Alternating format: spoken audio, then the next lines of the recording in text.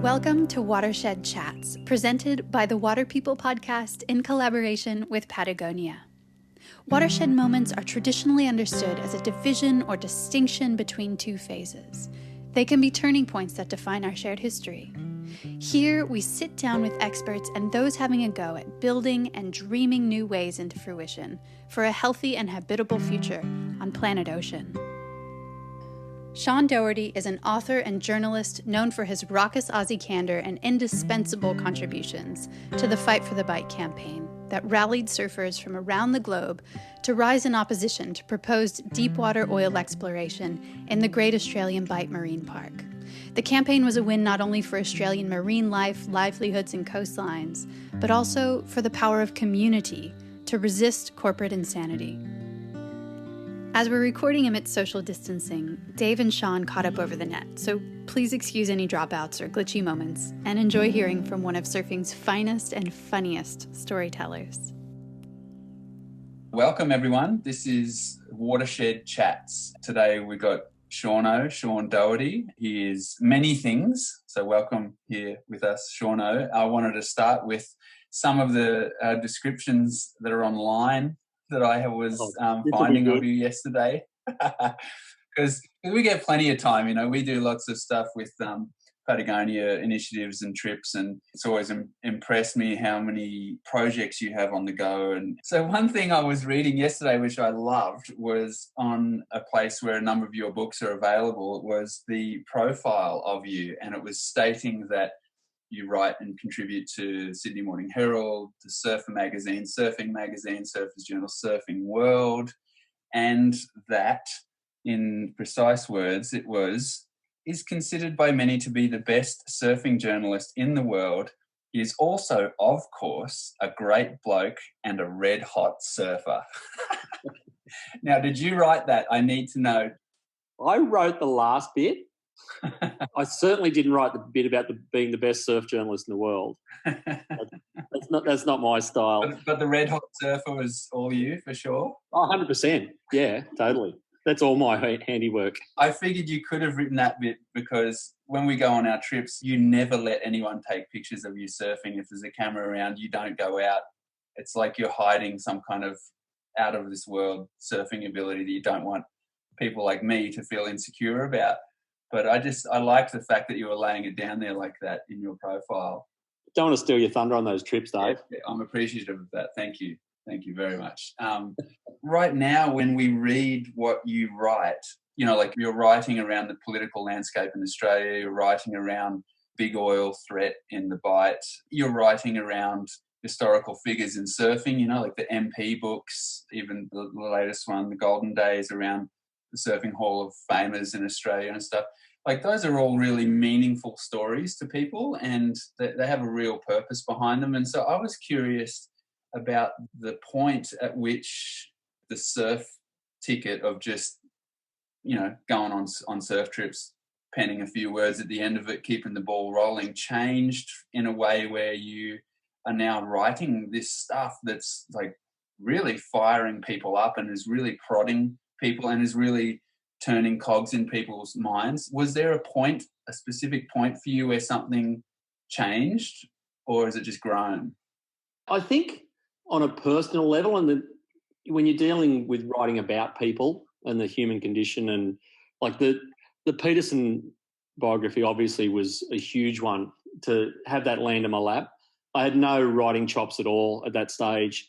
I had no real writing credits. I was running the mag, but before that it was just hit and giggle. It was all fun, but then you had that land in my lap, and it was the great untold story of Australian surfing, and so you couldn't fuck it up. Like that was non-negotiable. You had to do that well.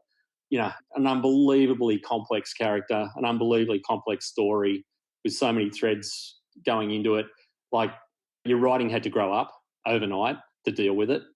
And I wasn't a great writer then. I still don't really feel I'm a great writer now.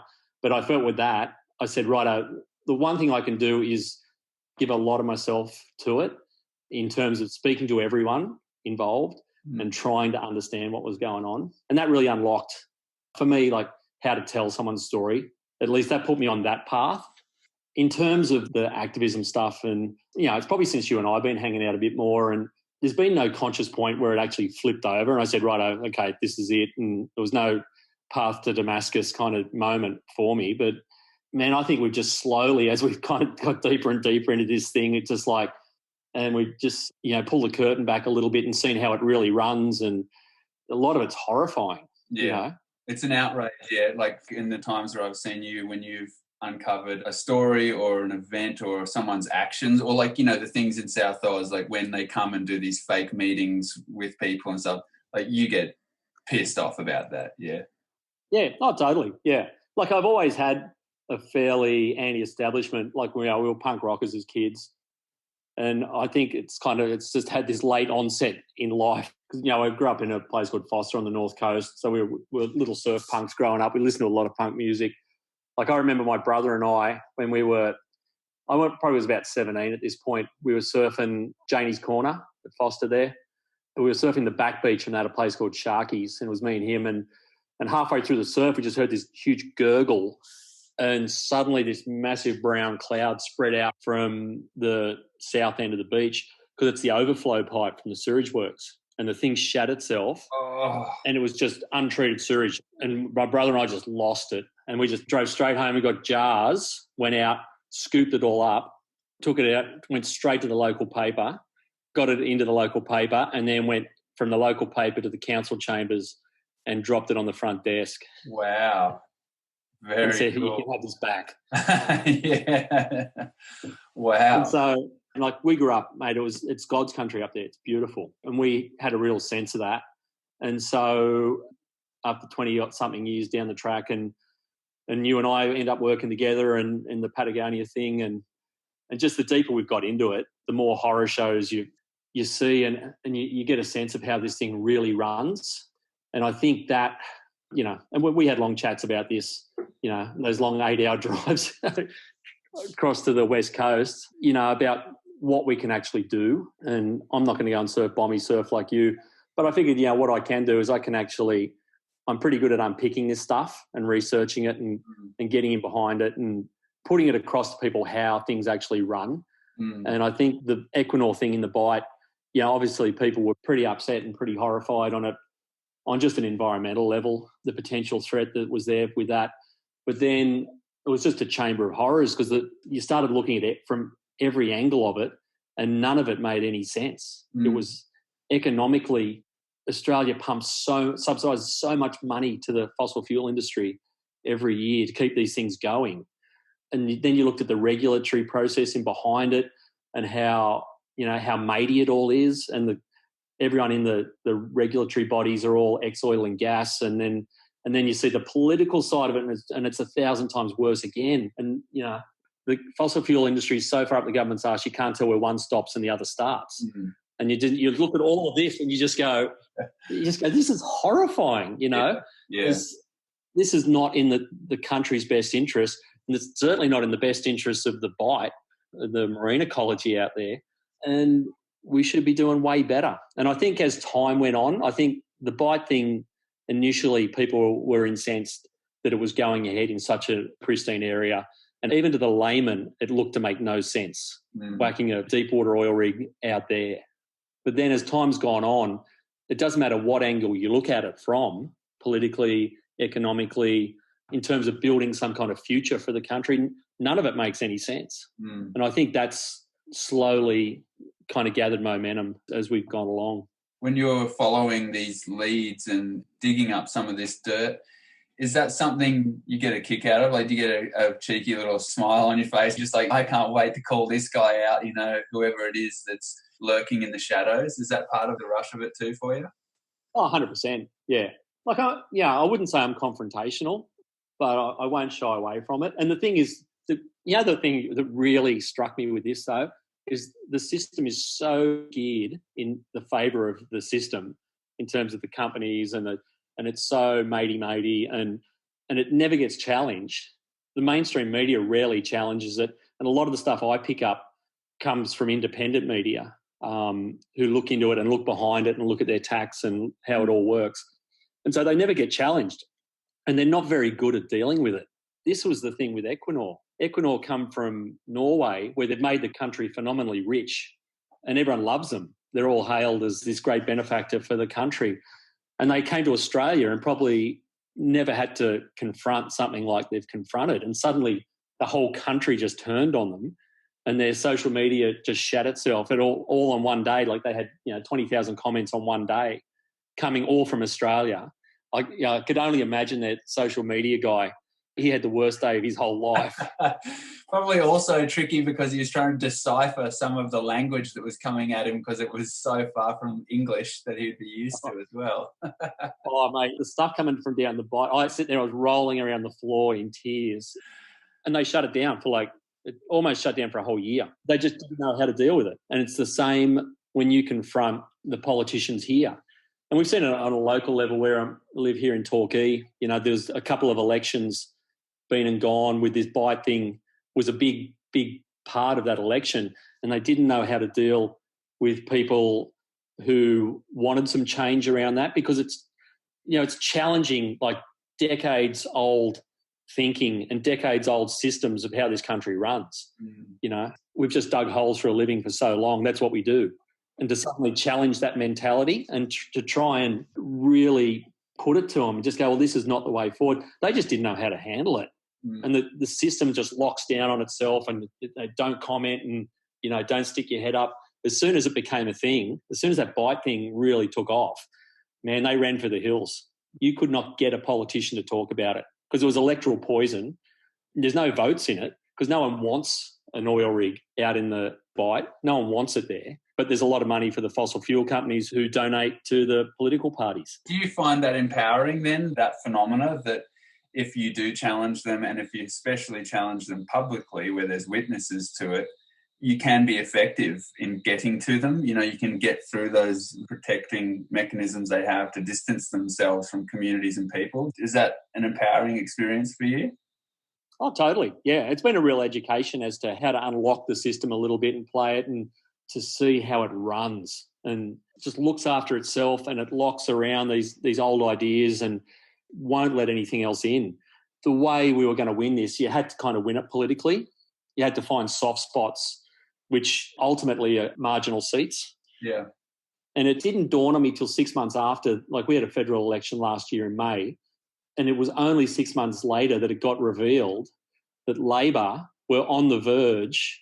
Bill Shorten was a day away from, before the election, as an election promise to say he was going to mandate the Bight as a World Heritage area. He was ready to do a deal on it. Wow. That was all because of the noise that everyone made around it. Yeah.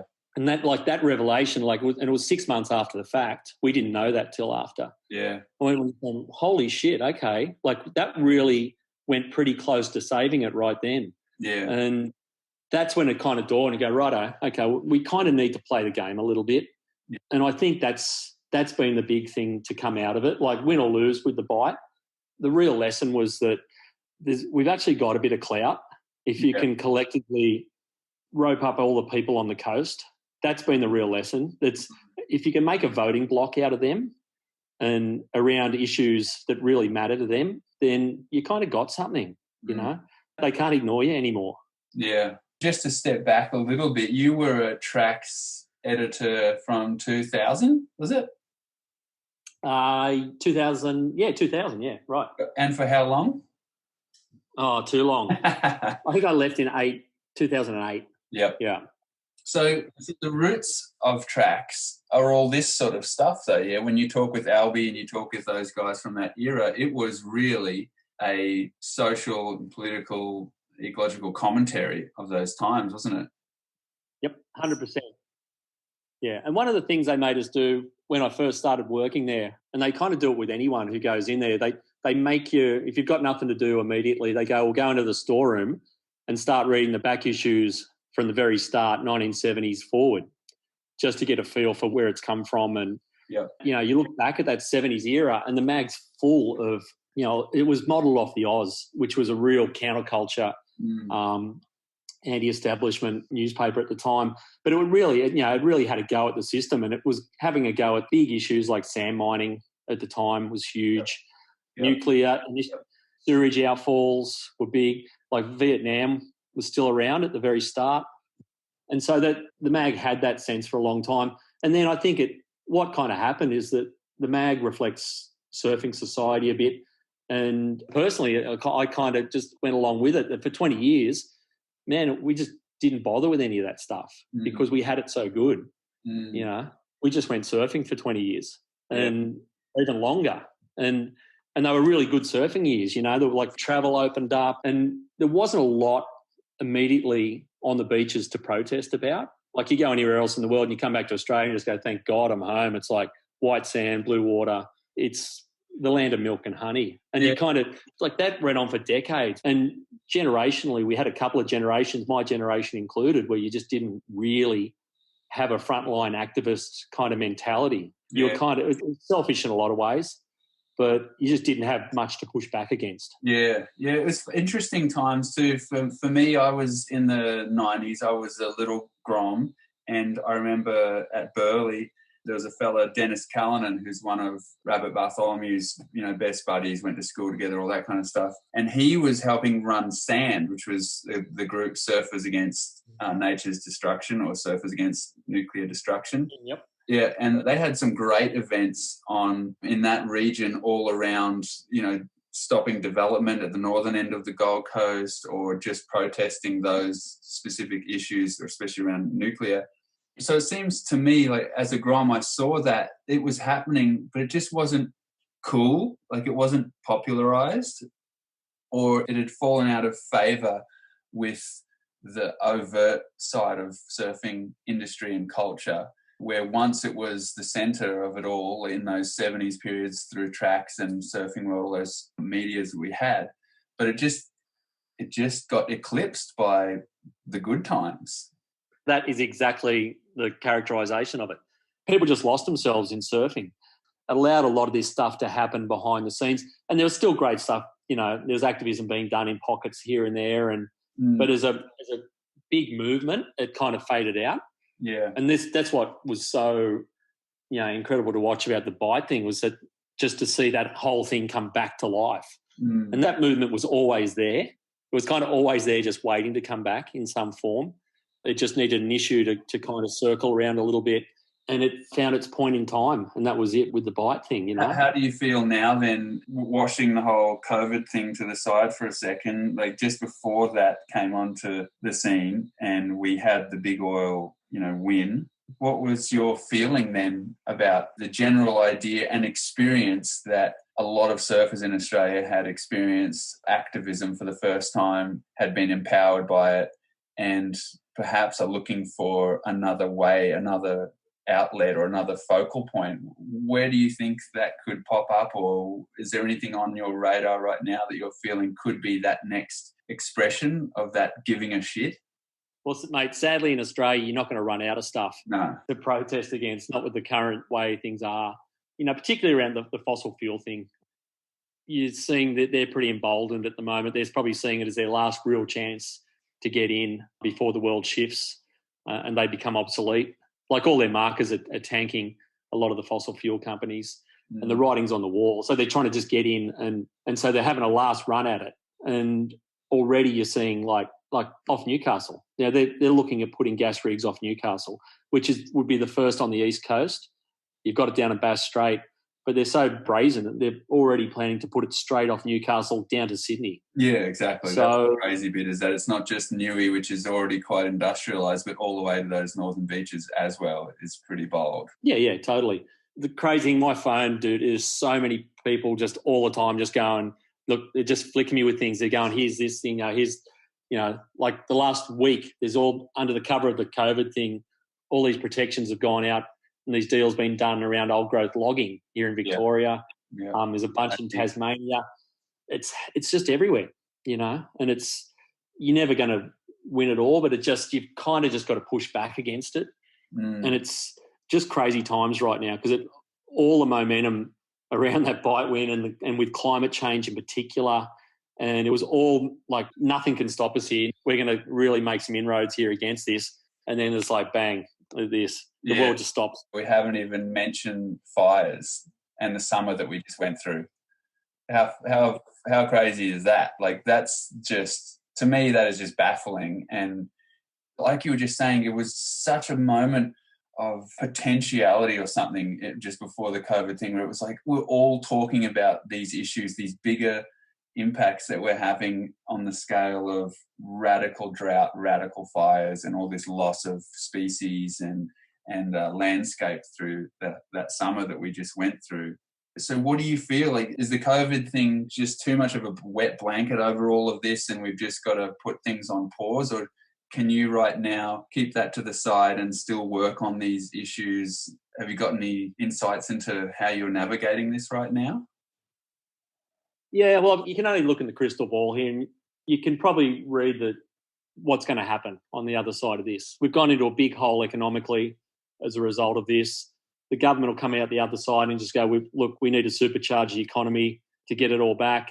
You know, any kind of protection, any kind of climate action, any kind of green tape, it'll all go out the window. They'll give green lights to anyone who wants to drill. They'll want to just keep that old system moving. And that will be their solution to getting us out of this economic hole. So kind of we've gone 2 steps forward with the Bight, probably 4 steps back. But in saying that, that movement that's been created now, it's going to have a lot to do on the other side of this. It's going to have a lot of work because all of this stuff, all these old world powers just feel like they're going to have one last chance at really getting stuck in and getting projects greenlit. And then there's going to be a lot of stuff to fight, you know. It's like you've got to measure the strength of a movement. It's got to have something to push back against. And it needs bad guys and it needs bad ideas to push back against. And if those aren't there, then you just end up with nothing.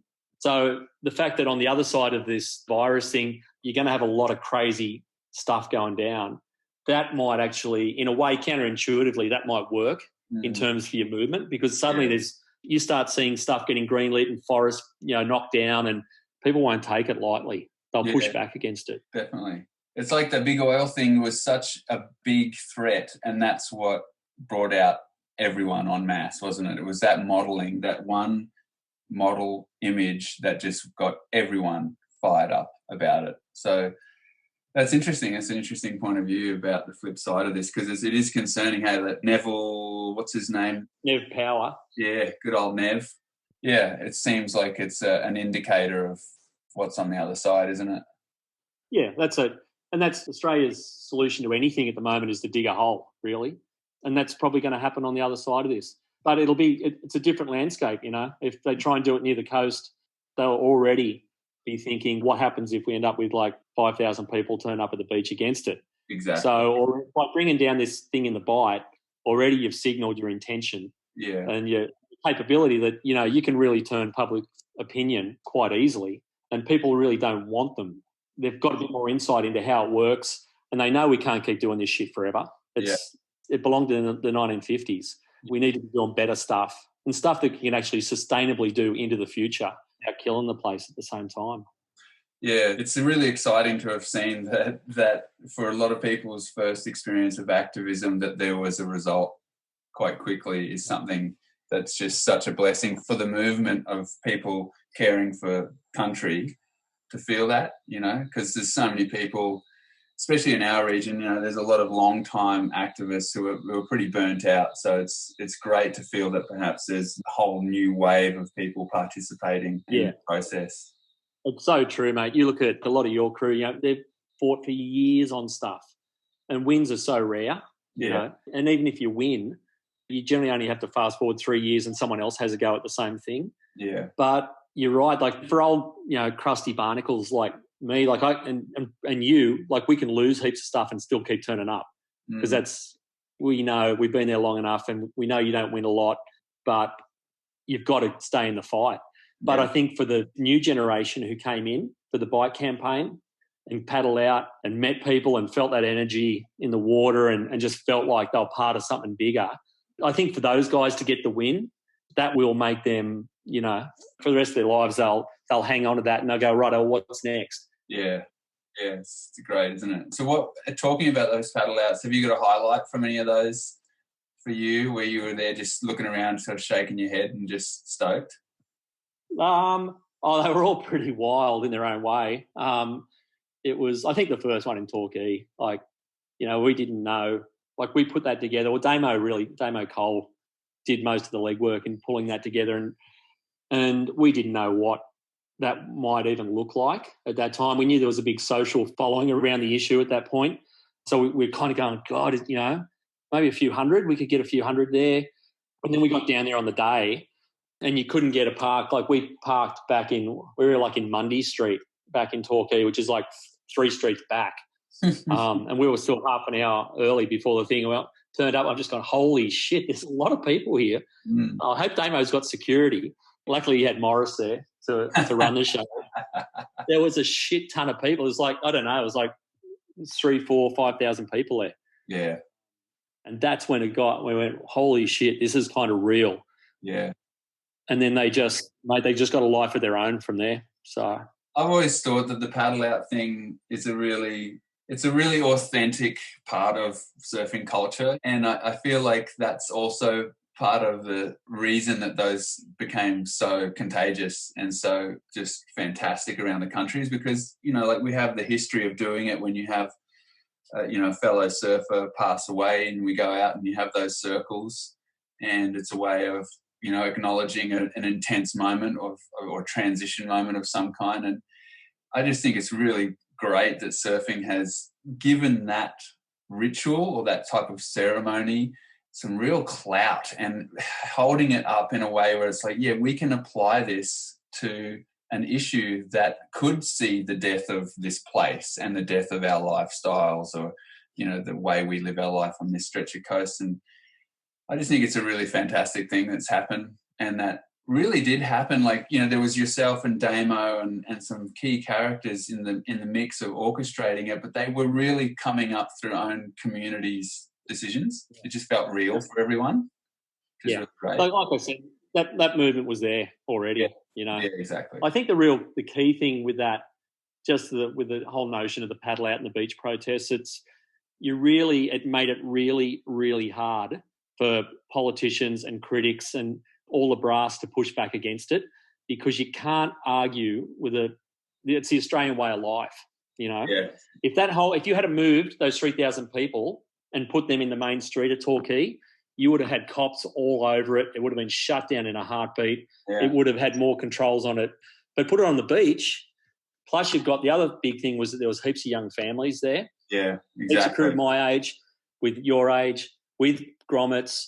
And because that's what it was. It's a generational argument. You're arguing for some kind of future for those kids. So to have those kids there really made it hard, and especially being on the beach, it made it really hard for anyone to come out and go, these bunch of dead shits, dole bludgers, all the old 70s stuff. Like, that stuff's fucking gone, man. This is like heart and soul community, and it made it really hard for anyone in power to try and criticise it. Yeah, because it's Australia, it's the beach, Yeah. And that's the inherent power of it. And I think that was one of the really big keys for the Bight thing and the paddle outs, is that people had a good time, while making a point.